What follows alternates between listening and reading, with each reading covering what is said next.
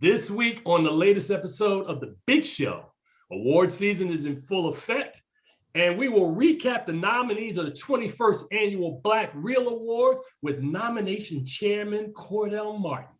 Plus, Sir Sidney Poitier turns 94 years old today, and we will all break down our favorite top 5 Sidney Poitier performances. In addition, there are several new movies opening or streaming. I was going to say opening in theaters, but they're streaming online this weekend, including Netflix I Care a Lot, Nomadland, and The Violent Heart. Film critic Wilson Morales will join us to discuss that and much more on episode 443 of Keeping It Real with FilmGordon. Let's go. All right, and welcome to the latest episode, Keeping It Real with FilmGordon. I am Tim Gordon, joined by my co-host, the man with the plan, with a big guitar behind his back, which is actually not a guitar, but a stand-up bass, Charles Kirkland Jr. What's going on, sir? Hey, what's happening, Tim? I'm glad to be here on such a momentous time as the debut of the Black Reel Awards this week.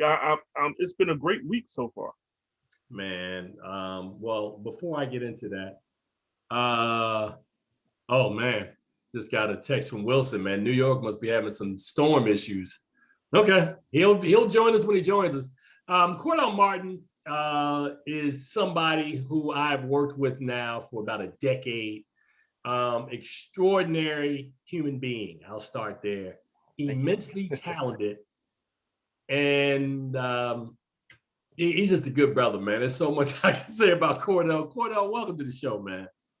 Glad to be here. Cordell and I also host a podcast together called the Black Reel Award Podcast. So this is a rare opportunity where the two guys that I co-host shows with are all on the same show together. So Charles, me and Charles, this is us today. Me and Charles doing our thing. Cordell, you on with us. At some point, we got to invite Charles on to the other podcast. And then I'd be like, Cordell, it's me and you. Charles, you. So Cordell is on today because the Black Reel Awards announced their nominations on Thursday. He and I literally were getting no sleep for like the last 3 or 4 days, for real. And I'm not being funny. The Black Reel Awards, of course, is an idea that I came up with back in 1999 because I'd been watching award shows all my life. And it always bothered me that I would see African Americans not getting enough love on these shows. And I would always question, like, why is there not a show that exists that, you know, that would honor specifically Black people? And before you start coming at me, Image Award people, I'm talking about an exclusive award show, not film inside with television and literature and music. I'm talking about like a straight show, sort of like what the Golden Globes are, sort of like what the Academy Awards are. So in 2000, I was blessed. I had a partner named Sabrina McNeil, who kind of was the Cordell of her time. And I had the idea and was like, we should do this. And we launched it in 2000. And as I like to laughingly say, it was a much different time than it is now for Black film. Right now, you know, you could throw a rock and hit Tim Story, Ava DuVernay, Barry Jenkins, Antoine Fuqua, Spike Lee. You can hit a bunch of Black directors right now. Am I correct, people? Absolutely. And in 2000, and growing, man, it was Denzel Washington, Spike Lee, and probably that was about it. Because I'm saying now, Cordell, am I wrong? Because, you know, we look now, and we'll talk a little bit in a second about what transpired earlier this week. But Denzel Washington now has 21 Black Reel Award nominations, and we're in our 21st year. So you don't really have to do the math to understand that that averages out to 1 nomination a year. And Denzel Washington got nominated this year as a producer, for Ma Rainey's Black Bottom. Did Denzel get an acting nomination last year, Cordell? Was he nominated last year for anything? Nope. So my point is Denzel was so dominant in the early, like the first 10 years, man, he laid the groundwork. So he is by far the biggest winner that we've ever had. He's won 7 Black Reel Awards. He's won 2 Oscars. Spike Lee got 2 more nominations this year. Yep. Spike Lee has 26 nominations. I'm sorry, am I right or is it 28? I think it's 27. I think it's 28 because I wanted to say, because I was checking because I was writing a letter yesterday. Let's say he has between 27 or 28 Black Reel Award nominations, and I know he's got another 6 to 7 Black Reel Award for television nominations. Yep. So Spike Lee has a total of 35 Black Reel Award nominations in the 21 years that we've been doing this. So I bring these 2 gentlemen up because a little later on, we're going to talk about Sidney Poitier. And of course, Sidney Poitier, kind of handed the mantle down to Denzel Washington. We respect this man, meaning Sir Sidney Poitier, so much that we named one of our honorary lifetime achievement awards after him for, lifetime achievement in acting is the Poitier. And the Poitier, we haven't announced this year's Poitier recipient, but yes, he means that much to me. That and we'll talk a little bit about him later on. My nickname for Sidney Poitier is the Foundation because on Sidney Poitier's back is everything that we're doing right now. The Black Reel Awards, every Black director, huge Black actors, they're all because of Sidney Poitier in the modern era, who was the first Black leading man in Hollywood history. So we'll get to Poitier a little later on, but Cordell Martin is here. And Cordell, I wanted to bring you on because you are, despite the fact that I founded the Black Reel Awards, I go to Cordell and go, who's got what? What are we doing? Because Cordell knows. Cordell, One Night in Miami, of course, led the field this year with 15 nominations, followed by Judas and the Black Messiah with 12. Ma Rainey's Black Bottom round out the double-digit nominees with 10. Rada Blank, 7 nominations. Multi-hyphenate, 7 nominations for Rada Blank this year. We had several others, including Shaka King, the director of Miss Juneteenth, Channing Godfrey People? Was it Godfrey? Is that right? Right. Okay, she got 4 as well. So talk to me and give me your sense of this year, the Black Reel Awards, which I wrote in our press release. I thought was the most competitive year across the board, top to bottom, with the categories that we had this year. This is really what you want the Black Reel Awards to be every year is what we have this year. Yeah, you hit it right on the head. Just these nominations for all these great films. I think a lot of the races this year are super competitive. If you look at the Best Actress race, for example, I think that's probably the best lineup we've ever had. Tell the people who are the nominees for Best Actress this year. Yeah, so the nominees are Tessa Thompson for Sylvie's Love, Viola Davis for Ma Rainey's Black Bottom, Zendaya for Malcolm and Marie, Andra Day for The United States versus Billie Holiday, and Nicole Bahari for Miss Juneteenth. Amazing. That category. Go ahead, Charles. I'm really upset because I have to pick between all 5 of those. I got to pick one out of all those 5 to be the best actress. That's almost incomprehensible. The amount of talent that you have right there, it's just overwhelming. It is absolutely ridiculous. It was an embarrassment of riches this year, and much different from 1991 when we had, the 17 films directed by Black folks and people of color. And then in 2014, we had a mini renaissance. This year, by far, like I said, you look at the films nominated for Best Picture this year. And I think this is why I definitely wanted you on, because Cordell is also Dr. Factoid when it comes to the Black Reel Awards. Who are the nominees this year for best? Which 5 were for best film this year? Yeah, so the nominees are The Five Bloods, Judas and the Black Messiah, Ma Rainey's Black Bottom, One Night in Miami, and Soul. Now, Soul made history this year because of what reason, Cordell? Yes, the second animated film to be nominated for Motion Picture. And the first one was? The Princess and the Frog. See what I'm saying, Charles? See how there's no stop. Cordell's just on it. Off the top of his head. So I mean, so this is significant because I don't think this got enough play. Soul, which was Disney's first film with I guess a black male lead, Jamie Foxx. You know, in order to get in the best picture race, man, there was some films. I remember because we laugh all the time because we do our voting in real time, right? So we have a I guess Cordell, you can explain like a spreadsheet that kind of tabulates it and breaks it down into percentages as it's happening. And we had a fierce race going on for that fifth spot that was going, which film was going to get in. And I was surprised. I'm not even going to tell you the films that didn't get in. I mean, you can kind of imagine from what you heard from the list. But man, the fact that people like Soul enough to elevate it, because it's also nominated for Best Animated Film. So this would be a case like in the Academy Awards if you looked at an independent film that also, or a foreign language film that also got a Best Picture nomination, like say a Roma. So this is a film that I feel pretty confident that I think in the animated category is going to do quite well this year.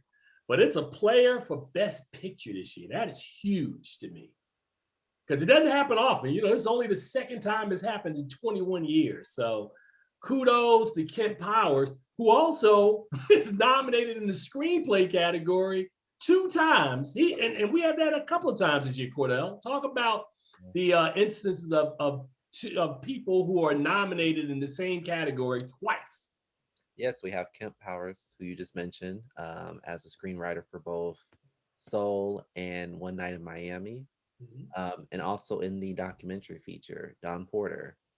2 of her documentaries, The Way I See It and All In, The Fight for Democracy, were nominated. So, well, it's funny because Charles, you remember back in September when we were doing, this month where they had all these women filmmakers on. And we had Dawn Porter on, and remember the joke? And she was like, I got a third one coming out. The third one never actually hit it. But the 2 that she talked about both got Black Reel Award nominations this year, which was huge. All In, and then of course, the John Lewis, The Good Fight. I mean, Good Trouble. My God, just amazing achievement. And as I said, we have so many filmmakers that we have relationships with, and I'm always happy when there are people that I know that are doing good work that are getting recognized by our voting academy. Which Cordell, I got to give you a lot of credit, man. You know, we have over 100 members now in our voting academy. And after, I'm assuming this award season, we're going to add more. And if you're out there watching and you're going, well, what is this voting academy? Break down that, Cordell, what we've done and how we've structured that. Yeah, so as you mentioned, our voting academy consists of about 104 members. And these are individuals that belong to other guilds throughout the industry, whether it's the Critics' Choice, Academy Awards, so on and so forth. And what we do is to make sure that we have the best representation for our organization with the nominees. We've broken them out into different branches. So we have a motion picture branch, independent branch, and music branch, and include those professionals just to make sure that we're getting the best crop of nominees, as you see here. Yeah, and I think, like I said, I think you guys have done an amazing job. And I'm saying it almost like as a third person. I'm trying to detach myself from the process. Like, man, y'all are getting it done. You are doing the show that I wish I was. Oh, I am doing it? Okay, cool. But seriously, man. So any other amazing achievements? We talked about Rada Blank. And to me, that one blows my mind because in 20 years that we've been doing this, I remember the first time it happened when we had Jamie Foxx back in the day where he got nominated for Collateral and Support, Ray for lead. I forget, there was a television drama he had done. What was that? I forget, off the top of my head, I can't remember what it was. And Cordell wasn't here for that. But the point you need to look at is that at that time, it was TV and movies at the same time. Combined, right. So, yeah, and it's an interesting story. I'm glad you said it. I'm sticking a pin in that because I'm coming back to that because Cordell is a part of that as well. But we were combining kind of Golden Globe style at the very beginning that we were doing television and film together. And we did it that way, I think the first 16 years, until one night in September, I was sitting at home and my phone rang and it was Cordell. And Cordell had a not brain freeze, but like a brainstorm idea. And he said, Tim, I think the time has come that we need to create a television award. And I went, do you think there's enough? Remember that? Is there enough television we can make that happen? And he said, hold my beer. I'm gonna send you a list tomorrow. The next day, and Cordell, I'm not making any of this up. The next day, Cordell sent me a spreadsheet that was about, maybe it was more, but it felt like it was at least 10 pages of potential nominees. And I went, I guess we do have enough to do a show. So we created in 2017, we launched the Black Reel Awards for television. And now that show will be celebrating its 5th year this coming August. So I'm like, hey, man, this is a case of I'm not taking a lot of credit for having a vision. I just saw something and thought that, instead of waiting for somebody else to do it, just get up and do it, man. I love movies. I'm very passionate about this. I love this space. I worked in radio at the same time simultaneously as I was building the Black Reel Awards. So I developed some wonderful relationships along the way with different directors that, people like Kevin Wilmot, who participated in our nomination announcement. I've known him since he dropped CSA back in 2004. Russell Williams and I have known each other for over 20 years. I'm very impressed that we've got a dude who is a 2-time Oscar winner and a history maker on his own. Every time he does our show, you guys hear me say, man, this guy is one of 4 multiple competitive Oscar winners. It's only 4 of them. It's him, Willie Burton, who are both sound mixes, Denzel Washington, Mahershala Ali. That's it. So if Viola Davis is blessed this year to upset Frances McDormand, Charles is shaking his head. I said, if she's blessed, I didn't say it's going to happen, but at some point there's got to be more African Americans that can be added to the multiple. And when I say multiple, you got to win 2. So, it's just like in sports, anybody can win the Super Bowl 1 time, Trent Dilfer. But, if you can win 2 Super Bowls, that's pretty special. If you can win multiple Academy Awards, or in the case of our awards, if you can win multiples, because Cordell has put down in the press, it's not in our press release, but if you go to blackreelawards.com, there's a statistic button that will show you there are some notable names that have never won the Black Reel Award. Yeah. I'm not going to put them on blast. Go to the statistics page. You'll be surprised. Matter of fact, there are notable films that have received nominations, like double-digit nominations, that have never won. Go figure. But so, Cordell, you were going down this road about Rada Blank. You never allowed Cordell to explain what Rada has done this year, which is so significant. What has Rada done that has been so significant this year, Cordell? Number one, she broke the record for most individual nominations. 7 nominations, from directing, writing, acting, and even performing. So that has never been done before. I think it's just great just to see women overall in terms of the amount of director nominees, producing, acting, just to see, the progression for Black women in the industry. It's been almost 20 years since Halle won the Oscar. And we thought, after that moment that we were going to see, the floodgates open for opportunities for women. But to see that 20 years later finally happen, I'm hoping that, this is something that will continue down the road as opposed to just being, a trend for this year and then next year's back to normal. Well, I think it's interesting you would say that, because in our directing race this year, out of the 5 nominees, 3 of them were women. Regina King, Channing Godfrey-Peoples, and who am I leaving out? The lady of the night, Rada Blank. Rada Blank. So my point is that, there were a couple of tweets, and I'm not going to paraphrase them. What are we going to do with those tweets? Do we put them into a story on the page? there was one. Can I read somebody's tweet? Because, I'm reading a tweet. I didn't say this. I'm reading a tweet, right? All right, so I'm pulling it up. Ask Cordell some kind of wonderful question about the process while I do this, Charles. Wow, dude, that's a great throw there. I mean, I know, right? As much as I love the movie, the 40-year-old version, and Rada Blank's work in that movie, what's the best category for her to win out of the 7 that she's been nominated? Great question, Cordell. Charles. Oh man, I think her best shot is either in independent feature, or possibly like first screenplay, and maybe original song.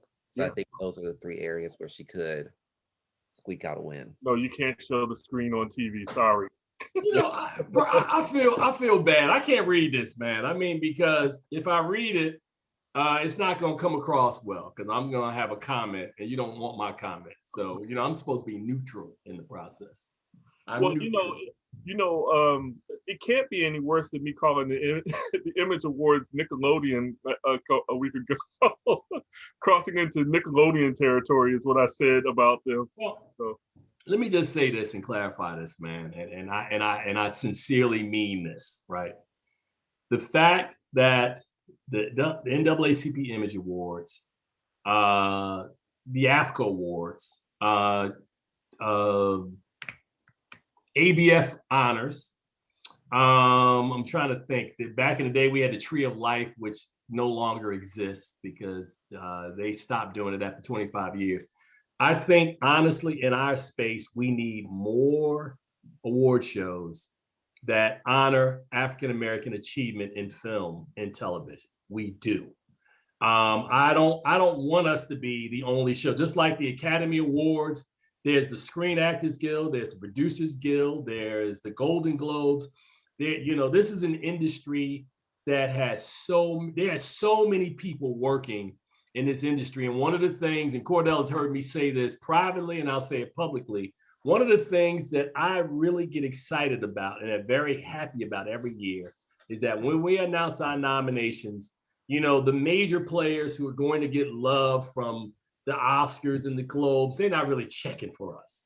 But the people who love our awards are a lot of the independent filmmakers, a lot of the filmmakers who make short films, a lot of the folks who toil in anonymity and probably have never heard their names announced on award nomination day. So those are the people that I'm happy for. And it happens every year. There's always a new cycle of those people. And there have been people that Cordell knows that we built relationships with, that we were down with them when they began, like somebody like Matthew Cherry. I call him Matty. I tell you, that's an example of how far back we go. When he made The Last Fall, that was my guy.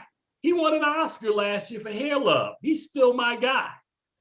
Kevin Wilmot is a guy, as you heard me say earlier, that I go back with the CSA. When he won an Oscar as a co-screenwriter on The Black Klansman, Charles was in the room. We were hosting an Oscar party. I might have been the guy that screamed the loudest. I was like, my dude won. So I'm happy for these performers, man, and these people. And I think the fact that the Black Reel Awards, man, exists to honor those people who sometimes don't get the love anywhere else. I think that's one of our best points. So Cordell, do you have a closing statement on this year's Black Reel Awards? We know it's coming up April the 11th. Yep. Final voting begins on Monday. So people like Wilson Morales, who just joined the line, and Charles Kirkland will have to make the tough calls. And trust me, there are some tough calls to be made. So I am sitting on the edge of my seat because I want to see how this goes, because you want to know the winners. You know you do. Okay. It's you realize that Wilson is saying that with a smile on his face. Trust me, that's all in jest, because I have no idea, and I never do. And there have been years, Cordell, where we get on the phone and go, really? That's what Yeah, I will admit that it was, some good choices there. Contrary to what other groups do. I think this year's nominees reflected the year, appropriately. And obviously because you're not bound by politics. You're not doing a TV deal, and no one has to appear. The votes are the votes. So question for Wilson and Charles. 7 nominations for Rada Blank? Because I remember Cordell told me, I was like, 7? Wow. I mean, and that's the beauty of it. The beauty of it is that, like, when you think about, the general public, we all know about Ma Rainey. We all know about One Night in Miami. They've been talking about The Five Bloods, and here's Rada Blank, which is also a Netflix film. But, you find another film that a female has done that's produced it, written it, starred in it, She performs in it, poverty porn. It has a song, I mean, everything. That does it all, like we've had female actors become directors as of late. Olivia Wilde is somebody that's recent, but she didn't act in her movie. She didn't act or star in her movie. It's a different thing. Like, even when you think about Denzel's dabbling, in there. Now, granted, when he did Fences, he starred in it, but he's working off an adaptation of an August Wilson. Yeah. But he produced it as well, though. Yeah, producing is one thing. Of course, if you're going to be in it, you're going to produce it. You're going to have you have more control. Right. But what Rada did was something original, and it's not easy to get an original material greenlit. Bought, studios are looking for that, property that already spells and sells. Right. And she's a new face to the general public. And so for those who voted her, when you say she got 7 nominations, that's great. That just says we're seeing everything. We're not just seeing the big marketed movies out there. Because in the year 2020, when you had an abundance of films of color, directed by, starring by, written by, some of them fall by the wayside because, they're not played on a Netflix or Hulu. Some of them are virtual cinemas, pay-per, I don't want to say pay-per-view, pay on demand, and they don't get the exposure online. They're not getting the TV exposure to begin with because they're low budgeted, but they're not getting the exposures online by our regular colleagues to say, hey, we don't care what you think. We just want to let you know this movie's out there. That's my job. My job is to let people know, here's a movie, check it out. Some of them have good names. Some of our newcomers, check it out, decide for yourself. Because there have been a lot more other white films out there that we are not good, but we've heard about because they've had a tremendous amount of marketing. Well, wait a minute. Let me just jump in for a second because Cordell touched on this a little bit about how, we have over 100 members and I would say 40% of our voting membership belong to guilds, whether it's WAFCA, our organization, CCA, the Academy Awards. I mean, we have 40, so almost half of the voting branch has seen these movies, man. So that's a huge number. We want that number to be higher, but that indicates what Wilson just said, that, when you talk about somebody like Rada Blank getting 7 nominations, but my point to you, Wilson, is saying that for both you and Charles was not the fact that she didn't deserve 7, but how the game has changed in one of the most competitive years, that voters saw the 40-year-old version, and you talked about it being on Netflix. Jingle Jangle was on Netflix. It got some nominations. I'm trying to think. There were a ton of movies that were on Netflix, but none of them that people responded to the way they responded to the 40-year-old version, man. My goodness. That was the time for y'all to jump in, man. Y'all just got silent on me. Like, say something. I mean, we look at what she did, and it's an excellent piece of work. It stands out above. And I love Jingle Jangle, but it's nothing compared to 40-year-old version. And then again, you still got to understand that she did all these roles herself. She acted, starred, directed, produced, wrote, sang, rap, whatever you want to say. She did it all for this one film. You don't see It was like a modern day She's Gotta Have It. you don't see that happening anywhere in Hollywood, where one person does all of these things in a film and it's successful. Oh, we lost Wilson. He'll be back. Don't worry. Don't. So Cordell, we're gonna let you go, man. But is there any information you want to give out about the 21st annual Black Reel Awards and this timeline and how and the road that we're headed toward April the 11th? Yeah, so as you mentioned, we'll have our final round voting on Monday and Tuesday. And then leading up to the awards, just stay tuned on social media. We got a lot of cool things in the works in terms of just promoting the heck out of this awards ceremony. And then April 11th, we announce the big winners. So we'll see if it's Judas, Ma Rainey, Soul, Sylvie's Love. Excited. So I'm curious, man. We're in a pandemic, so I know we can't go to the 21st annual Black Reel Awards, but how do we watch that, Cordell? Very good question. We are planning to do a live stream of our awards. So stay tuned for that. Yeah. I love that dude so much, man. I really do. He checks all the boxes, man. He's a but yeah, thank you, Cordell. And also, I understand you have a Black Reel Award podcast that we'll be doing some episodes pretty soon as it relates to the lead-in. And where can people check that out, Cordell? You said where? Yeah, where can they check that out?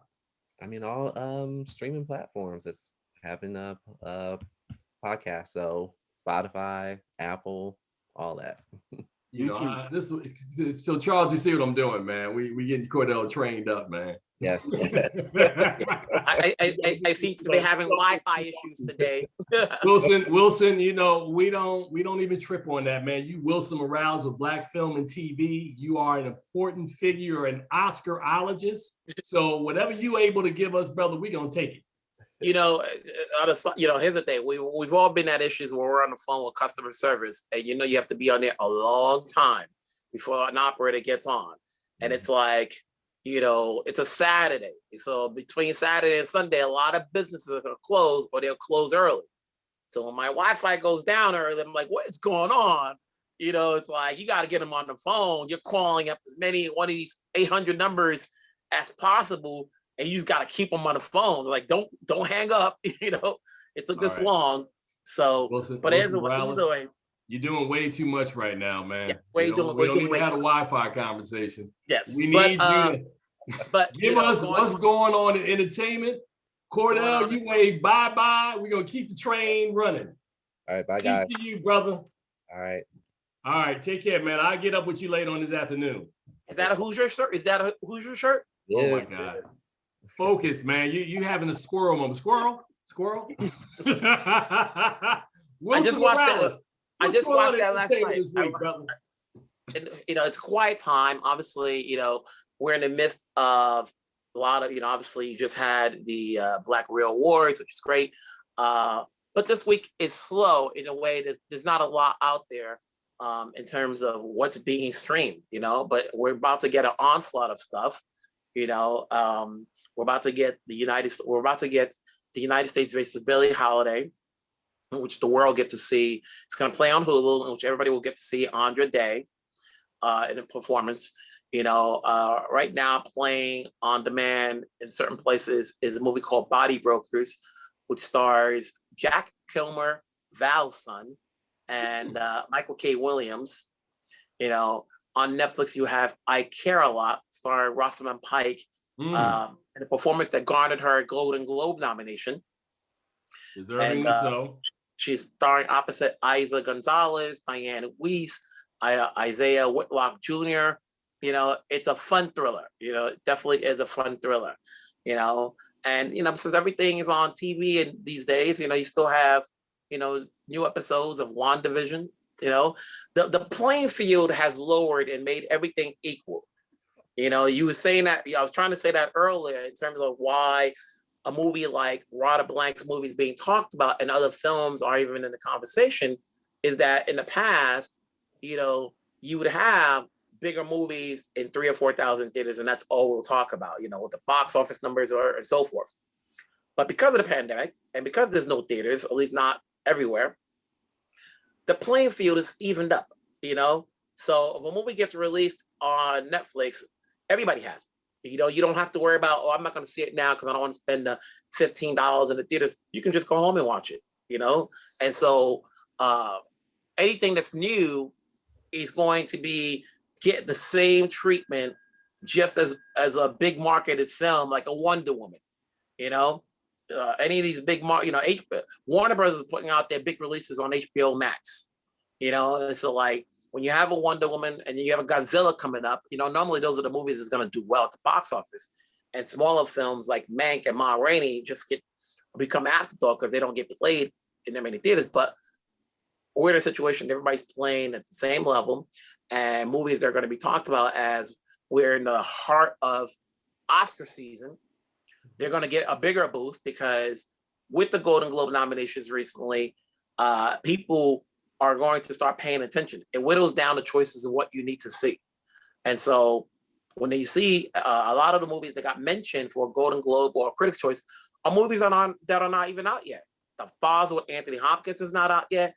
Nomadland, which is, you know, racking up a lot of accolades with Frances McDormand is not out yet. United States versus Billie Holiday. Judas is just recently out, you know, that's out there. And, you know, and then you still have movies that played months ago. You know, you think about it, The Trial of Chicago 7 came out in October, you know, what seems so long ago, you know, and I just recently saw that they're going to play it on YouTube for free, you know, for the trial. On YouTube for free? I could be wrong. The Trial of the Chicago 7. Oh, no, that's right. They are playing it on YouTube for free. Yeah. Wow. Okay. Yeah. So for those who don't have Netflix, you know, everybody has, I think, YouTube on their phone. So you could be anywhere and it's 2 hours and get good entertainment, you know? And to be honest with you, it kind of knocks out a lot of the films out of the box because that's a film that's, you know, gearing up for Best Picture. And when you're offering it to everybody like water, you know what I'm saying? Everybody gets to see it, you know? So for a lot of these other movies, Mank, Nomadland, you know, not everybody has all of these streaming channels. At the end of the day, we're pressed, we have access to it. But, you know, during the pandemic, people had to conserve. It's just like, listen, you know, if I can take away $7.99 from this streaming channel, then I'm like, those things add up, you know? Yeah. $7.99 here, $11.99 there. You're like, and you say like, it's like, I'm paying $7.99, but I'm only watching 3 movies a month. Is it worth it for now? You know, right. I can hold off, you know? So when you get a movie that's going to play on Netflix for free, that's a contender, you're going to watch it. All right. So I just wanted to stop Wilson for a second to basically say, nobody going to say anything about me sitting in the movie theater, man, doing this show. Y'all just going to totally ignore where I'm at. I thought about, you know, during my blackout period, it wasn't a back screen, a back screen like you know, I'm not good on a CGI level like that, you know. I don't know, like maybe he is at a theater because he got the, you know, the sweater on, you know, maybe he ain't got no heat in the house. I don't know. You know? Wow. The other comment I got earlier today was somebody was like, why are you sitting in the front row? So maybe I'll get up and get going back a couple of seats. Well, maybe that's a good question. I was like your answer could have been like, it's Black History Month. I'm going in the front.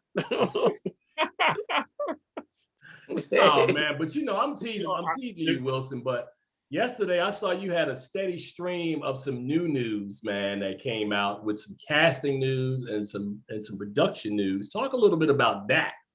Let me just go to the site for a second. Look, Charles. You see, you wasn't ready for that. He's like, let me go to my phone real quick and. While he's doing that, I wanted to say I thought it was kind of unusual that you picked this background because you were one of the ones that said you would never go to a theater anymore. It's going to be a long time before you get back. I actually went to a theater. As a matter of fact, I have my mask here somewhere because, you know, I'm sitting here alone. But when people were there, I had my mask on.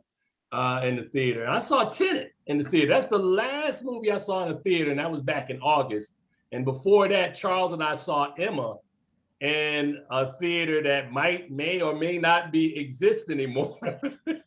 You know, the funny thing is I can't even recall the last movie I saw. I know it was probably in February, and you know, it's like, it's weird. You know, it's like now we're basically at a year since I actually into a theater. You know, a lot of it's so streaming. have there been any theaters, Wilson, that you guys screen movies in that have closed down for good? Because we've lost 2 in DC. I'm in New York, so like theaters are not open in New York. So No, like, but I'm talking about any that have been announced that they've gone under and gone out of business, and when the pandemic is over, that they won't be there for you again. Have any of those happened? Yes, I know there was a Landmark theater on 57th Street that had closed up, and they were recently new, but I know that area is expensive, and you know, to keep and you know, when I say the land is the area is expensive, I'm sure their rent was expensive. You know, and when you're not bringing anybody in there, it's like it's hard to try to keep paying for rent, and there's no income coming in, and you just keep bleeding dry. You keep hoping and hoping, and it's like nope. And even when they open, when you know, if the governor says you can only come in at 25%, as he's doing with these restaurants, it's like that ain't enough. You know, that's not enough. It's like just to even turn the lights on is going to cost you more. You know, get the water on, the water bill, then start creating the popcorn, all of that stuff. For like, what happens, you know, when you get to theaters, many people that want to go see movies in theaters, it's like, what's going to be the movie that's going to entice you to come out? And we're now used to like seeing these things at home. That's like, okay, as much as I want to support the theater, do I want to pay that $15 when I can go towards the meal at home? Well, let me tell you, you asked the question. I got one for you. Fast Furious 9. Now, I might go to the theater for that because there's certain movies that work well on television, and there've been movies we've seen that I wish I could have seen on a big screen, but FF9, Wilson, what say you? Like, Charles, what say you? I saw Monster Hunter, I think it is, with Mila Jovovich, and that movie that's a movie that I said I wish I had seen this on a big screen, because you know, you forget, and I can understand Christopher Nolan's, you know, passion to see movies on a big screen, because that's what he's built for. He makes these movies before the COVID for like, oh, I'm gonna do this, I'm gonna spend this amount of money so I can shoot this 3 scenes on IMAX level. You know, so when he's fighting and say, oh, you can watch it at home, he goes, it's not the same. We all have 50-inch, maybe some people have 75-inch, but it doesn't beat a 200 screen, you know, foot. You know what I'm saying? When you're like this, like, no. I go back to thinking about like the Batman films he did. Obviously, The Dark Knight, the first 6 minutes, the bank robbery. You know, it's like those are movies. Great opening in that film. You know, it's like these guys are built for that. So like, definitely a Fast 9. Yeah, even Marvel films. Marvel does these things for cinematic experience. You know, Doom. You know, it's like when Warner Bros. Has a majority of big action movies. You know, and I know that some people, mostly their partners who put up a lot of money for some of these movies, were were disturbed that Warner Bros. Decided, hey, we're gonna go HBO Max. It's like, yo, I made this movie so it can play in China and it can play in other countries, and we make a boatload of money, and we all profit. Right. You know. So yeah. Right. So you didn't answer the question. Would that bring you out to the theaters, or is that not the right movie? If they made it in New York, I'm not going to go to Connecticut. Look, I want to see Fast 9 as well, but you know, for me, it's MI7. But at the same time, you want theaters to tell you, like, what have you done so far to make things safe for us?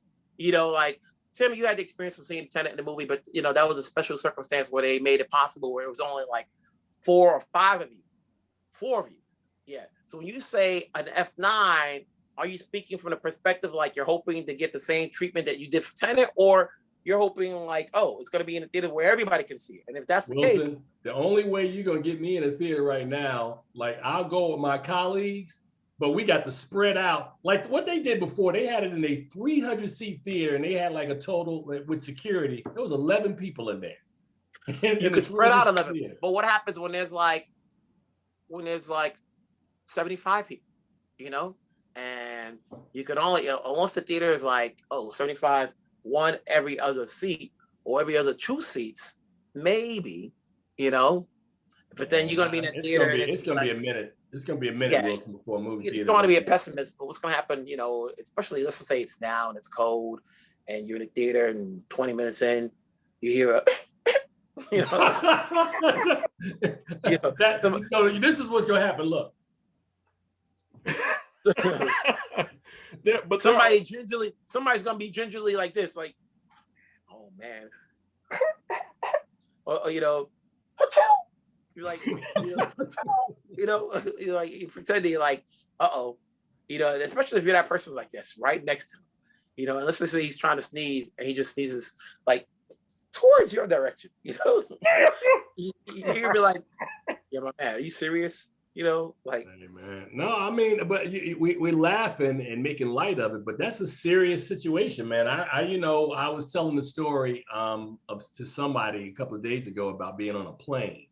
And I remember I was flying out for one of either our Netflix events or for the Critics' Choice Association. And I remember I took a breath, Wilson, on the plane, and something went up my nose. And the first thought I had was, this is not going to be well. And literally 6 hours later in Los Angeles, I had just left LA Live, and I almost had to go to the emergency room because whatever that was, I got really, really sick for about a day while I was out in LA. So it's not a joke, man. I mean, you know, this whole piece where, you know, you're talking about sitting in an enclosed theater. And I know I have been in theaters over the years where somebody gets into a coughing fit and I'm just, first thing I do is get in my chair and I'm like this. You know, you talk about sometimes. I'm going to go, hey, you know what? Don't be surprised you see me with a hazmat suit. I'm saying, I kept my mask on in August when I went to Tenet. And that was with 11 people in the theater. So I can't imagine, man, the amount of caution that it would take in order to start easing people back in because, you know, there are going to be some people who don't care, right? They'll go into the theaters and they'll take their masks off and they'll do their thing. And I'm like, man, it's just not a safe environment. And we started talking about this back in March last year. Like, what would it take? How long would, that was last year. So, well, I don't know, man. About the cinematic, how some directors make things for cinematic things, how it's big on the screen. But there's some directors that make movies that are meant to be communal experiences, you know, like Tom and Jerry and things like that. They make for people, they want people to be together and enjoy each other. And when can we get to a period where we can all laugh in a movie theater together? It's that's still so far away that I don't think that's ever going to happen again. Somebody's hard. That's why Disney, think about Disney. Disney is a family-oriented studio where they put out movies meant for the family. And so they know, you know, when you have these family movies, the assumption is it's going to be at least 3 or 4 of you, you know, and, you know, there's always moms that want to call other moms. Well, let's take the kids on a play date. Let's have them go see this movie. Like, nah, Disney's like, we don't want to be liable, you know. So it's like if they don't have their theme parks open, it's like, you know what? Put it on Disney Plus. They just got Flora and Ulysses now on Disney Plus. That's another movie that's out there now. Very family-friendly movie. You know, Warner Brothers is like, hey, we got Tom and Jerry coming out. Paramount was like, hey, we can back you up. We got SpongeBob coming out. You know, now it's like, you know, it's like all these kid movies are coming out. Like, yeah, you know, you're gonna watch them home. All right, so a couple of things, man. We got about 9 minutes left, right? So for all the people who were waiting for our Sidney Poitier breakdown, nobody's reading their chat. So I've sent everybody a chat message. I haven't got a response yet. We're going to do a overtime edition of episode 443 because we got to talk about Sidney Poitier being 94 today. So that's coming up in the overtime edition. The second thing is, Wilson, is that, you know, Fast 9 and Black Widow. I've already called Marvel's, the Disney rep locally. I was like, when are we going to get this announcement that y'all going to push this movie back? Because Disney, from what they've shown us, they're not willing to take any of their major MCU movies and put those on Disney Plus. Now we'll get a bunch of series on Disney Plus. You'll get WandaVision and Falcon and the Winter Soldier. All that's good. What If on Disney Plus? Disney Plus ain't putting Doctor Strange into the multiverse.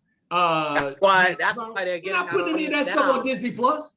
No, that's why they have that audience now with WandaVision No. and Falcon and the Winter Soldier coming up. It's like, you know what? Some of that stuff, the big movies that they know, we're gonna hold back.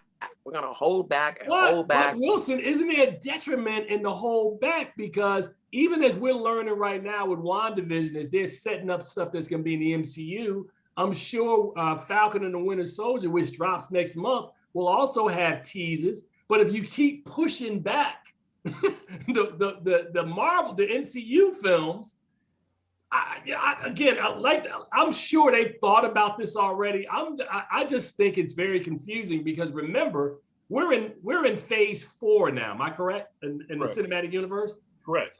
So Marvel should have had Black Widow out last summer, and then we should have had all those movies out into the fall and into this year. So it's almost like everything's been pushed back a year, yet you're still teasing elements that have something to do with these films in the Disney Plus series. So I'm thinking at some point there's going to be some overlap if we can't get back into the theaters to see how the story is supposed to be set up. The problem is page from their own movie and call it the blip. Come up with something. WandaVision is supposed to be a direct tie-in to Doctor Strange. And and if you've been, obviously with a few episodes left, you're going to see how it ties in. Wait a minute, one at a time, man. Both of y'all we can't hear both of y'all. I was gonna say Doctor Strange doesn't drop until much later now because Black Widow's got to come out first. So you've lost the momentum that has been created by having WandaVision come out, where it should have been where the Falcon and Winter Soldier. That was supposed to be the time where Doctor Strange was supposed to come out. So WandaVision. But hold that thought, Charles. That's what I was talking about, Wilson. So the fact that this thing got pushed back a year, if this was a regular schedule, Doctor Strange would have come out in November. WandaVision would have been rolled right after that. So you understand what I'm saying about the timing of how Marvel they'll make it work because, one thing about Kevin Feige, who is Kevin Feige, you say he's the one that speaks for them. So like, they've done a great job, and I mean great job in terms of cohesiveness, whereas DC, and no knock on them, but like, how long ago did we have we're still talking about Justice League and the director's cut, like how much of an impact it will have on the other movies, remember they kept mentioning The Flash so long ago, and I don't think we're going to get a Cyborg movie. And so Ray Fisher? No. Yeah. We're good. That ship has been, and so like Disney's DC's in a straight up flux. Like we don't know what's going on. We'll just keep chucking it out there. Like the only thing that's been even with X-Men, as uneven X-Men were in terms of the numbers, the one thing they got consistent was that they always brought back the same cast. They always brought back the same cast of X-Men. As long as you had Hugh Jackman in, you didn't mind if the story was out of whack and not in sequence with the others. You're like, you didn't care. It's like, and that's in a way, they're all standalones. It's not like you have to watch the previous ones. Whereas Marvel, you actually do have to watch the previous ones.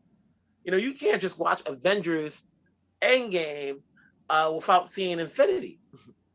And you can't watch the previous movies, and you can't see Infinity without knowing the storyline behind some of the characters in the previous films. I agree. So like I said, man, it bears watching, man. It's supposed to be dropping like the first week of May. I am waiting that it may be the next 2 or 3 weeks. We're going to see something. They're going to go, these movies are getting pushed again because we don't have it set up yet. New York is still not open. California is still not open. Are DC theaters open, Charles? DC theaters are not open. Yeah. So I don't see how that's gonna happen. When I you just asked really before don't. the question about what movie is going to make people come out, I think Black Widow is going to be one of those movies that's going to make people come out. Whenever they can decide that they're going to release it, people are going to come to see it. Where they're going to wait till the Because government they says we're at a certain point. Such momentum behind it that people are going to go see it. No, they got to go see it. I tell you what movie will get people out into theaters. And I mean, I know it sounds trite. If Black Panther 2 came out, like they're talking about in early 22, or actually they pushed it back now to the summer of 22. If Black Panther 2 was coming out, yeah, there'd be people in the theater. Wilson would drive to Connecticut for that one. Now, here's what's going to say. There'll be a line for people to get COVID testing. They'll say, are you fine? No, I'm getting ready to go see Black Panther, but I want to make sure I got this test first. Or if there was an Avengers film coming out. It'll be about Avengers. You got to show you go Black Panther, yes. You know, more folks. Wait a minute. You don't think like, okay, well, you're right. If Endgame was coming out in the middle of the pandemic, people would have got in line for that. Yeah, but not as much as you would have had families for Black Panther. Oh yeah, you're right. You know, yeah, they would have come out for Black Panther. You would have parents taking their 12-year-old kid who's perfectly healthy. Now you getting a shot. You getting a shot. It's like your kid's mad healthy. It's like, nah, you getting a shot. Like, y'all traveling? Nah, we're gonna see Black Panther down in the corner. I was like, yo, right, they ain't lying. Man, you see that line over there? I'm sorry about that because and when I say that, it's like we're not trying to create a super spreader movie, but man, Black Panther. You would think the theater's opening for testing. Huh? You would think that's what's gonna happen. If you saw a theater, you saw a line there, and you was like, yo, is that the AMC now doing COVID testing? Nah, that's the line for Black Panther. What? Man, guys, I know people who paid to see Black Panther 6 and 7 times, which I was shocked. 6. I don't know about paid, but I saw it 6 times. You don't count Wilson. Wilson is the kind of critic. Last night there was another fellow critic. I was on Facebook, and she wrote, "What are you watching?" And everybody was chiming in the stuff they're watching. And Wilson writes, "Man, I'm watching some upcoming studio film." And she wrote, you don't count, Wilson. And that's how I feel. Wilson's like, man, I saw Black Panther 10 times. How many times you paid for it, Wilson? None. You're like, you here again? Right. He's like, yeah, I just want to see it. You know, I brought some people along with me. They got to pay though. So, y'all got to. All right. We gonna wrap this episode up. I didn't talk about we didn't really get into I Care a Lot, The Violent Heart, or Nomadland, nor did we talk about Sidney Poitier's 94th birthday. All that will be on the King playing Shirley Chisholm. Right. We didn't really talk about it. So we're going to have an overtime edition, but we're getting out of this episode right now. So as I tell you in closing every week, please see something good at the movies. If I were you, I would tune into overtime because we're going to have more hilarity on that stuff. Say goodbye, guys, before you come back. Goodbye, guys. Take care, folks.